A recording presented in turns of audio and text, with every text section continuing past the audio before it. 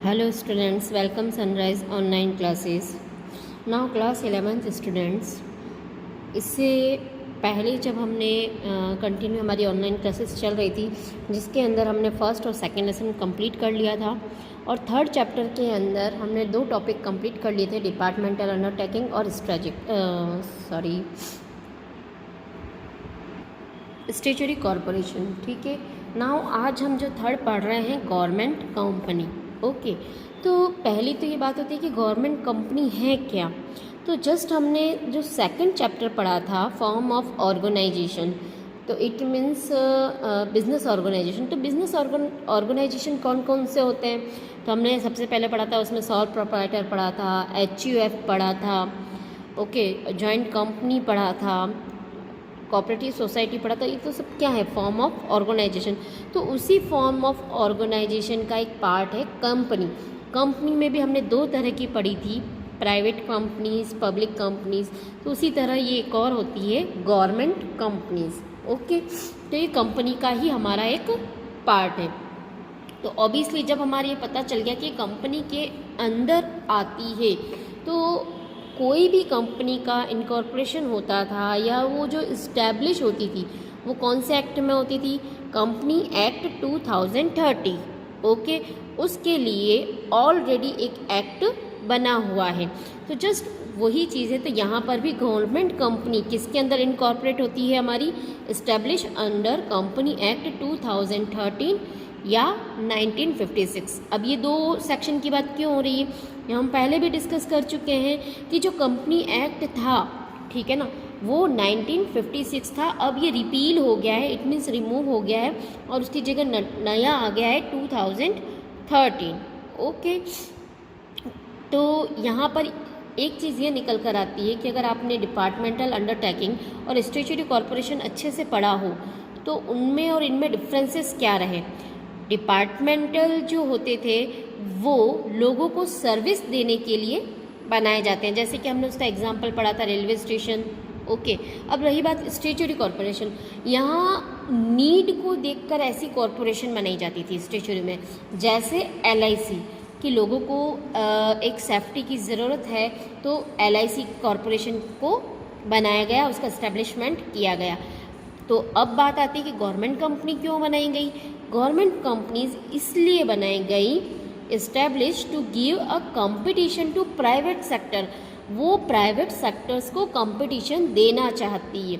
तो ऐसा क्यों कि देखो होता क्या है प्राइवेट सेक्टर में कि एक मोनोपोली सिस्टम होता है कि अगर कोई प्राइवेट सेक्टर किसी मार्केट में कोई एक ही शॉप है, ठीक है ना, माना एक जूते की शॉप है, उस मार्केट में एक ही शॉप है, तो वो अगर अपनी मन मर्जी चाहे वो दाम लगा सकता है. जैसे कि कोई शूज़ है वो 100 रुपये में लाया, अब उसको 500 में बेचे तो भी लोगों को ख़रीदना पड़ेगा क्योंकि शूज़ बिना काम हो नहीं सकता. और अगर 800 में बेचे तो भी ख़रीदना पड़ेगा क्योंकि ये उसकी मोनोपोली हो गई है ना. इट मीन्स वो जो जैसा चाहे वैसा कर सकता है. तो ऐसा भी बहुत सारे प्राइवेट सेक्टरों ने कर रखा है. तो उसी के लिए गवर्नमेंट ने क्या करा, इनको कंपटीशन देने के लिए वो खुद भी अपनी कंपनीज खोलते हैं ताकि लोगों को सही और रिजनेबल प्राइस पर उनको प्रोडक्ट अवेलेबल हो सके. जैसे हम इसका एग्जांपल भी ले सकते हैं, अगर छोटे से रूप में देख लें हम हमारी डेली लाइफ के अंदर मेडिकल स्टोर पर देख लो. एक तो गवर्नमेंट के मेडिकल स्टोर्स होते हैं, वहाँ पर हमें रिजनेबल प्राइस की मेडिसिन्स मिलती हैं, और एक जो प्राइवेट मेडिकल्स होते हैं वहाँ पर एक हाई प्राइसेस की मेडिसिन मिलती हैं. ओके तो गवर्नमेंट हमें रिजनेबल प्राइस पर मेडिसिन्स सुलभ करवाती हैं.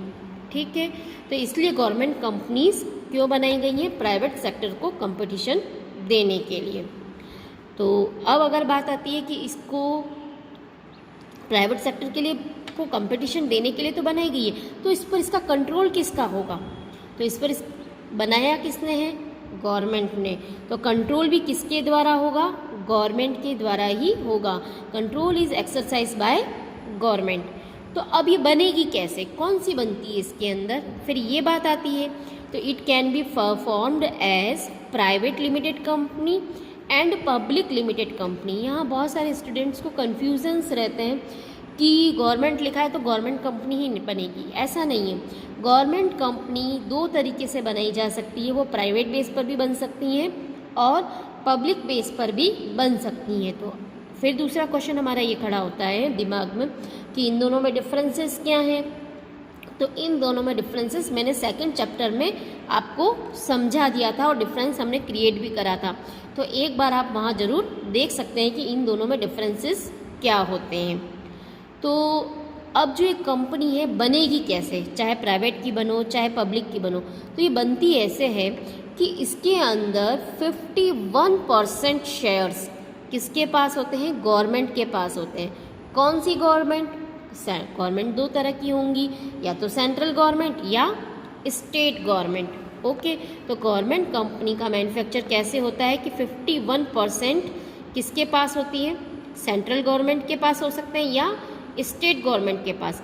बट एक चीज़ ऐसी भी हो सकती है कि वो पार्टली उसमें सेंट्रल गवर्नमेंट इन्वॉल्व हो और पार्टली स्टेट गवर्नमेंट इन्वॉल्व हो, ऐसा भी हमारा हो सकता है। ठीक, तो चलो शेयर्स की हमारी बात क्लियर हो गई कि हमारे जो शेयर्स होंगे वो गवर्नमेंट के पास होंगे। तो अब एक और क्वेश्चन अराइज होता है कि चलो अगर गवर्नमेंट ने शेयर खरीदे हैं तो वो शेयर किसके नाम पर होंगे, है ना, ये भी चीज़ तो ज़रूरी है, क्योंकि अगर पब्लिक सेक्टर में कोई शेयर खरीदता है तो उस बंदे के नाम पर शेयर हो जाते हैं। तो गवर्नमेंट कंपनीज के अंदर शेयर किसके नाम पर होते हैं, तो share are purchased in name of president, किसके नाम पर होते हैं, प्रेसिडेंट या फिर गवर्नर। अब कौन सी कंडीशन ऐसी होगी जब प्रेसिडेंट के नाम पर होंगे और गवर्नर के नाम पर होंगे, तो जब शेयर सेंट्रल गवर्नमेंट ने खरीदे हैं, ठीक, तो शेयर किसके नाम पर होंगे, प्रेसिडेंट, क्योंकि सेंट्रल गवर्नमेंट में हायर कमांड किसके पास होती है, प्रेसिडेंट के पास। और जब शेयर स्टेट गवर्नमेंट ने खरीदा है तो हायर कमांडिंग किसके पास होगी, गवर्नर के पास। तो शेयर कौन खरीदेगा, गवर्नर के नाम पर परचेज होंगे। फिर एक सिचुएशन और है कि अगर पार्टली शेयर खरीदे हैं कि सेंट्रल और स्टेट दोनों ने, जैसे कि 31% तो सेंट्रल ने ले लिए, 20% स्टेट ने ले लिए, तो फिर किसके नाम पर होंगे, तो हायर कमांड कौन है, सेंट्रल गवर्नमेंट, तो प्रेसिडेंट के नाम पर ही सारे शेयर खरीदे जाएंगे। ओके, इसके अगर हम एक आध एग्जाम्पल बता लें कि गवर्नमेंट कंपनी के कोई एग्जाम्पल, जैसे कि सेल है, बेल है, सेल की फुल फॉर्म क्या हो गई हमारी, steel authority India limited, BHEL Bharat heavy electronic limited, ये आपकी गवर्नमेंट कंपनीज जो अभी चल रही हैं एट प्रेजेंट, उनके कुछ एग्जाम्पल हैं। तो ये तो पूरा हो गया हमारा मीनिंग। अब इस मीनिंग के लिए आपको सेल्फ इसके नोट्स बनाने हैं, मैंने यहाँ आपको पूरा एक्सप्लेन किया है। तो जब आप मीनिंग डिसाइड करते हैं तो सबसे पहले हम क्या क्या लिख सकते हैं, देखो गवर्नमेंट कंपनी कौन से एक्ट के अंदर बनती है, 2013 में बनती है, पहली बात। ओके, क्यों बनाई गई है, प्राइवेट सेक्टर्स को कंपटीशन देने के लिए बनाई गई है। फिर क्या लिखना है, इसके ऊपर जितना भी कंट्रोल होता है किसका होता है, गवर्नमेंट का होता है। और कैसे फॉर्म बन सकती है, ये पब्लिक सेक्टर में भी बनेगी और प्राइवेट सेक्टर में भी बन सकती है। इसके अंदर जो 51% शेयर्स होते हैं वो सेंट्रल या स्टेट गवर्नमेंट के पास होते हैं या पार्टली दोनों के पास हो सकते हैं। ओके, और शेयर्स किसके नाम पर होंगे, प्रेसिडेंट या गवर्नर के पास। तो ये पूरा मीनिंग आप अपनी लैंग्वेज में लिखेंगे, बुक में भी दे रखा है। अगर आपको ये पहले अच्छे से, अगर ये वीडियो यहाँ तक का समझ में आया है तो आपको इतना अच्छे से देखकर आपको उसके सेल्फ नोट्स बनाने हैं यहाँ पर। ओके बेटा, नाउ अब हम डिस्कस करते हैं फीचर्स। ठीक, फीचर्स में अगर आपको मीनिंग अच्छे से पता है तो फीचर्स में कोई दिक्कत नहीं आएगी। सबसे पहले हम फीचर्स देखते हैं, इनकॉर्पोरेशन। अभी हमने बात करी थी कि गवर्नमेंट कंपनी का इनकॉर्पोरेशन किसके अंतर्गत होता है, कंपनी एक्ट 2013 या 1956। जो कंपनीज पुरानी है वो 1956 के अंदर रेगुलेट होती हैं, और जो कंपनी अभी बन रही है, अभी इस्टेब्लिश हो रही हैं, वो कौन से एक्ट के अंतर्गत होगी, 2013 के अंदर होंगी। ओके, फिर बात आती है सेपरेट लीगल एंटिटी। इनकी जो एग्जिस्टेंस होती हैं वो सेपरेट लीगल एंटिटी होती है। इट मीन्स ये इनका एक अपना पर्सनल नाम होता है, एक अपनी पर्सनल एंटिटी होती है ना। जिससे वो क्या कर सकते हैं, कैन शू का मतलब किसी पर दावा ठोकना, वो किसी के ऊपर भी केस कर सकती है। एंड कैन बी श्यूड, कोई भी व्यक्ति उस कंपनी के ऊपर भी केस कर सकता है। क्यों? क्योंकि उसकी सेपरेट लीगल एंटिटी है। ओके, फिर है एक्वायर प्रॉपर्टी, वो कोई भी प्रॉपर्टी खरीद सकती है, बेच सकती है, ये इनके बेनिफिट्स एक तरीके से हैं। ठीक, फिर बात आती है हमारे पास मैनेजमेंट। तो ये किसके थ्रू, इसका मैनेजमेंट किसके थ्रू होता है, regulated by the provision company act. Company act के अंदर जो प्रोविज़न्स दिए गए हैं उसके अकॉर्डिंग इसका मैनेजमेंट होता है। तो कंपनी एक्ट के अंदर मैं प्रोविज़न्स किसके अंदर होंगे, तो वो होंगे MOA और AOA, है ना। ये चीज़ अभी आपने नहीं पढ़ी है, बट जब आप डिटेल में कंपनीज पढ़ेंगे तब आपके पास में आगे आएंगे। तो MOA और AOA होता क्या है, memorandum of article, association of article, ये इसकी फुल फॉर्म है। तो शॉर्ट में बता देती हूँ कि ये दोनों चीज़ें होती क्या है। मेमोरेंडम ऑफ आर्टिकल जो होता है, आपका मैनेजमेंट बाहर वाले लोगों से कैसे क्या रहेगा, आप कैसे लोगों से मैनिपुलेट करोगे, कैसे उनके ऊपर रूल्स एंड रेगुलेशन एप्लीकेबल होंगे, वो सब MOA में होते हैं। ओके, तो ये बाहरी दुनियाओं के लिए होता है। जबकि AOA जो होता है, एसोसिएशन ऑफ आर्टिकल, ये कंपनी के अंदर के लोगों से कैसे डील की जाएगी, उसके लिए क्या रूल्स एंड रेगुलेशंस होंगे, वो ये बताता है। इट मीन्स ये दो हमारे अलग अलग डॉक्यूमेंट्स हैं जिसके अंदर कंपनी के प्रोविजंस लिखे होते हैं, उस बेस पर हमारा मैनेजमेंट चलता है। Is that clear? यहाँ तक समझ में आया? अब चलते हैं हमारा फोर्थ, ऑडिट और अपॉइंटमेंट। ठीक है ना, यहाँ पर मैंने 2 पॉइंट आपके कंबाइन कर दिए हैं। बुक्स में जनरल डिस्क्रिप्शन लिखा है, मैंने इसको हेडिंग में कर लिया है ताकि अगर आपको कीवर्ड पता होंगे तो आप एग्ज़ाम में इजीली उसका डिस्क्रिप्शन लिख पाएंगे। ठीक है, ऑडिट और अपॉइंटमेंट। तो यहाँ पर क्या होता है कि जब भी हम कंपनीज करते हैं तो अकाउंट्स तो हमें मेंटेन करने ही है, हमें उसके लिए एक ऑडिटर भी मैनेज करना होगा जो हमारे अकाउंट्स को मैनेज करेगा। ऐसा क्यों होता है? क्योंकि ये जो कंपनी है किसने बनाई है, गवर्नमेंट ने बनाई है, तो इसकी रिपोर्ट गवर्नमेंट को किसको देनी होगी, पार्लियामेंट को देनी होगी। इसलिए ऑडिटिंग की जाती है, उसके लिए ऑडिटर अपॉइंट किया जाता है। तो by government central and state, ठीक है ना, उसके द्वारा ऑडिटर अपॉइंट किया जाता है। और एनुअल रिपोर्ट किसको प्रेजेंट की जाती है, पार्लियामेंट को रिपोर्ट प्रेजेंट की जाती है। ओके, नाउ नेक्स्ट देखते हैं। नेक्स्ट फीचर है हमारा फंड्स। इन जो गवर्नमेंट कंपनीज होती है वहाँ पर फंड्स कहाँ से अवेलेबल होता है, तो पहली बात तो कहाँ से आएगा, एक तो देंगे हमें गवर्नमेंट शेयर होल्डर, क्योंकि उन्होंने इन्वेस्ट किया है गवर्नमेंट शेयर होल्डर्स ने। फिर प्राइवेट शेयर होल्डर्स, वहाँ से भी फंड आएगा। और लास्ट हमारा रहता है कैपिटल मार्केट, जो कि प्राइवेट पब्लिक सेक्टर से रिलेटेड था। ओके, तो ये हमारे फीचर्स थे। तो अब इसको हम सिंक्रोनाइज करके देखते हैं ताकि इजीली आपको कीवर्ड याद होंगे तो आप डिस्क्रिप्शन लिख पाएंगे। तो कीवर्ड्स में आपके पास में क्या क्या चीज़ थी, आपने मीनिंग अच्छे से देखा है तो उसी में से निकल कर आएंगे। सबसे पहले कंपनी का कॉर्पोरेशन किससे हो रहा है, इसकी एंटिटी कैसी होती है, मैनेजमेंट कैसा होता है, ऑडिटर कौन अपॉइंट करता है, और हमारे पास फंड्स कहाँ से आते हैं। तो ये तो हमारे रहे सारे फीचर्स। अब बात करते हैं हम इसकी मेरिट्स, गवर्नमेंट कंपनीज की क्या क्या मेरिट्स होंगी। तो इजी बात है सबसे पहले कि उसका फॉर्मेशन कैसा है, इजी। क्यों? क्योंकि डिपार्टमेंटल अंडरटेकिंग में क्या होता है कि एक स्पेशल एक्ट बनाया जाता है, स्टैट्यूटरी में भी स्पेशल एक एक्ट पारित होगा, उसके बाद ही कंपनी का स्टैट्यूटरी कॉर्पोरेशन बनेगी। बट जबकि कंपनी में क्या है, इसका एक्ट पहले से ही बना हुआ है, तो हमें एक्स्ट्रा एक्ट की रिक्वायरमेंट नहीं होती है, इसलिए इसका फॉर्मेशन कैसा होता है, ईजी होता है। Company act will be followed, so no extra act will be required. Okay, फिर दूसरा बेनिफिट फीचर्स में से ही निकल कर आता है, सेपरेट लीगल एंटिटी। इसका डिस्क्रिप्शन वही आएगा जो हमने फीचर्स में लिखा था। फिर बात करते हैं हम enjoy autonomy in management decision. हम यहाँ पर मैनेजमेंट डिसीजन के अंदर इंजॉय कर सकते हैं। कैसे इंजॉय कर सकते हैं, तो पहले इस चीज़ को मैं समझाती हूँ, बाकी डिटेल तो आपकी बुक में भी है। जैसे कि कोई एक गवर्नमेंट कंपनी है तो वो आपको ये नहीं कह सकती है कि डू दिस लाइक, वो आपको इंस्ट्रक्ट नहीं कर सकती कि आपको ऐसे करना है, आपको ऐसे करना है। क्यों?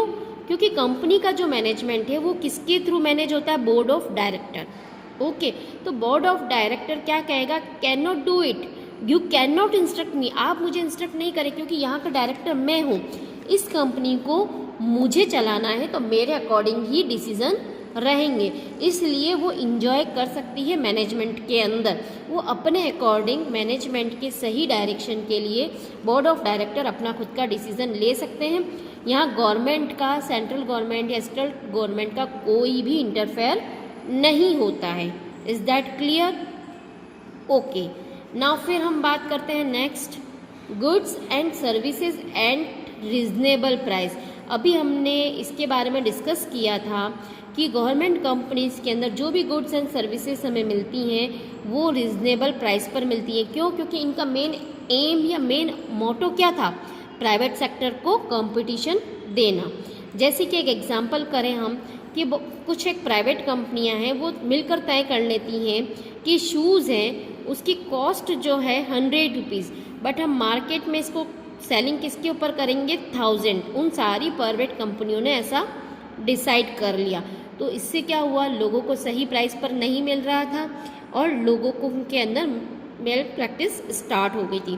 तो ऐसी स्थिति में गवर्नमेंट कंपनी बनती है और वो उसी तरह के शूज़ को डिसाइड करती है कि वो शूज़ हम ओरिजिनल कॉस्ट पर ही बेचेंगे। इट मीन्स अगर वो 100 का है तो हम 110 पर बेचते हैं।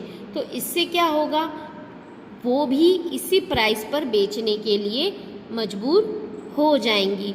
जैसे कि अगर लाइव एग्जांपल देखें कि बहुत सारी कंपनियों में ऐसा होता है, जैसे कि जियो वाली कंपनी ने अभी जो डेटे की फैसिलिटी हमें दे रखी है वैसा का वैसा डेटा एयरटेल, वोडाफोन सभी ने करना शुरू करा या नहीं?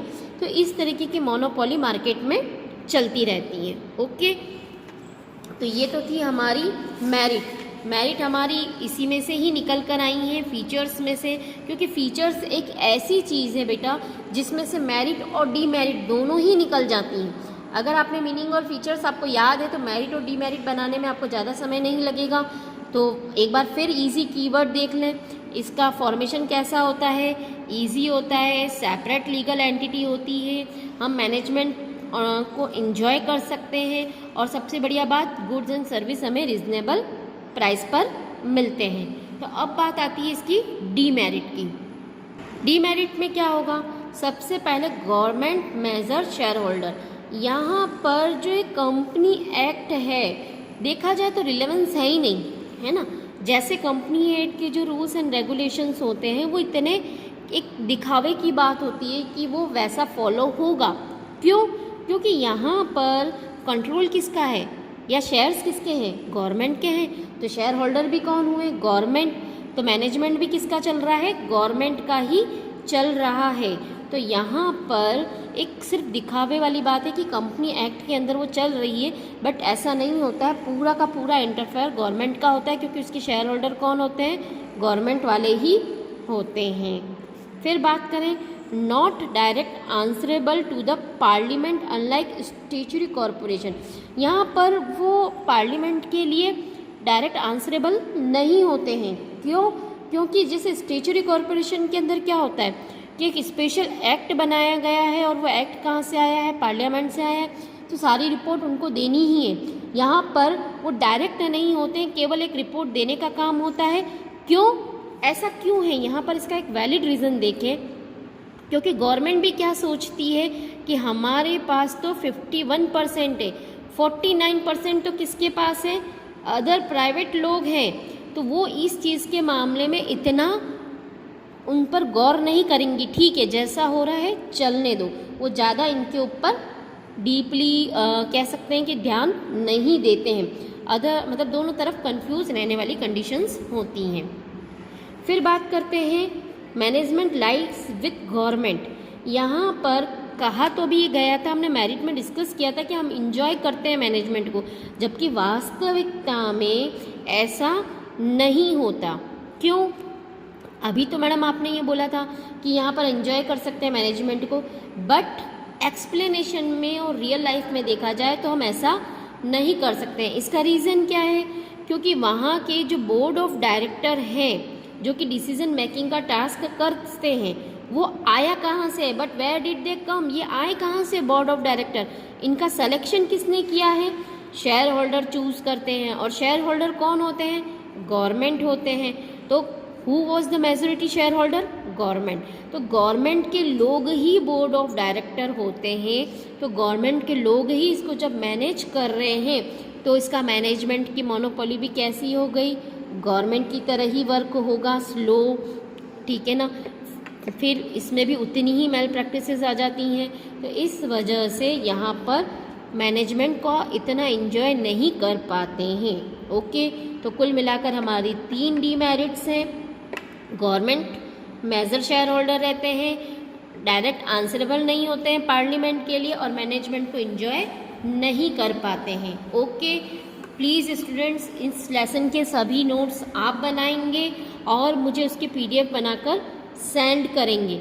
स्पेशली ध्यान रखिएगा मेरिट और डीमेरिट में आप पॉइंट्स बनाकर उसके फिर डिटेल लिखें तो आपके लिए बहुत अच्छा होगा। एक और चीज़ है, आप इस टॉपिक को लर्न करके फिर नोट्स बनाएंगे तो आपको हमेशा के लिए टॉपिक्स याद हो जाएंगे।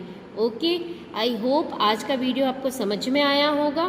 फिर भी कोई क्वेरी है तो आप मुझे व्हाट्सएप पर बोल सकते हैं। Okay, thank you very much.